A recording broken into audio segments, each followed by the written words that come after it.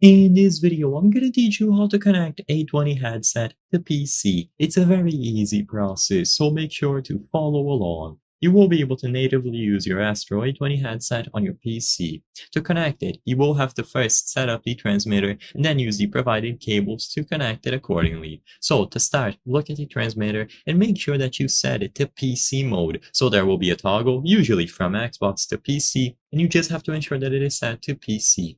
Once you put the transmitter into PC mode, you will be able to plug it into your PC with the provided USB cable. So usually this will be a micro USB to USB-A cable. You just have to plug the micro USB end into the transmitter and then the USB-A end into any of the available ports on your PC, laptop, and so on.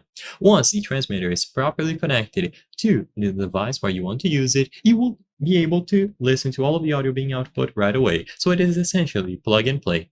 If it doesn't work right away, then open the control panel. You will be able to access the sound category here, and then you will find the headset under playback and then the microphone under recording.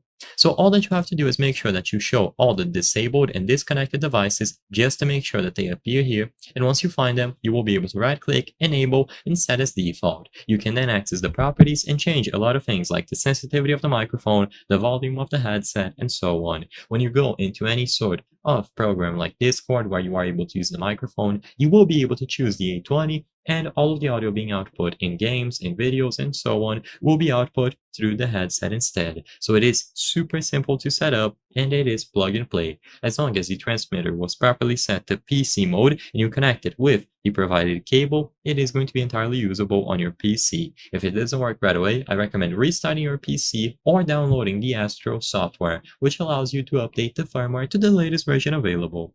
I hope I was able to help you on how to set up and connect Astro A20 headset to PC. If this video helped you, please be sure to leave a like and subscribe for more very easy tips. Thank you for watching.